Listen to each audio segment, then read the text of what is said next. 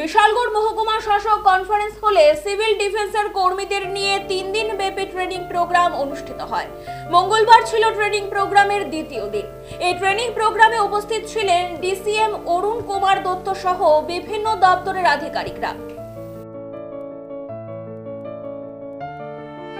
Training programme গতকাল থেকে অর্থাৎ 9/6/2025 ইংরাজি অর্থবর্ষ 3 দিন ব্যাপী 9 তারিখ, 10 তারিখ এবং 11 তারিখ আমাদের যে সিভিল ডিফেন্স ভলেন্টিয়ার্সরা আছেন এবং আপাতমিত্র ভলেন্টিয়ার্সরা আছেন, যারা দুর্যোগের সময় মহকুমা প্রশাসনকে, জেলা প্রশাসনকে এবং সমাজকে সাহায্য করে থাকেন, তাদের দক্ষতা বৃদ্ধির জন্য capacity building on disaster management, বিপর্যয় মোকাবেলা যাতে তারা ভালোভাবে করতে পারে, আমরা এনডিআরএফ ব্যাটালিয়ান গোকুলনগর স্থিত যারা রয়েছেন তাদের সহায়তায় আমাদের বিশালগড় মহকুমা প্রশাসকের কার্যালয়ের কনফারেন্স হলে এই অনুষ্ঠান আমরা করছি।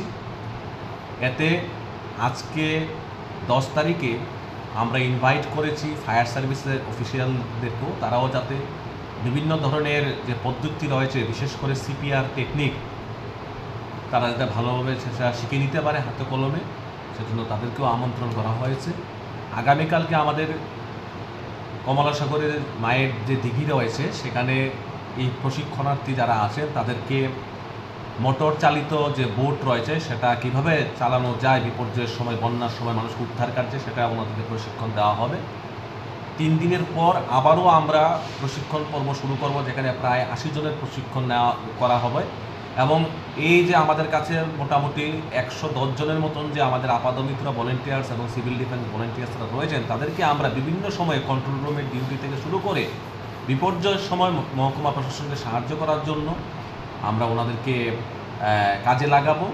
এবং আমার আশা যে এভাবে দক্ষতা অর্জনের মাধ্যমে আমরা বিশালগড় মহকুমা প্রশাসনের অন্তর্গত বিভিন্ন এলাকায় আমরা বিপর্যয়কে আমরা মোকাবেলা করতে পারব।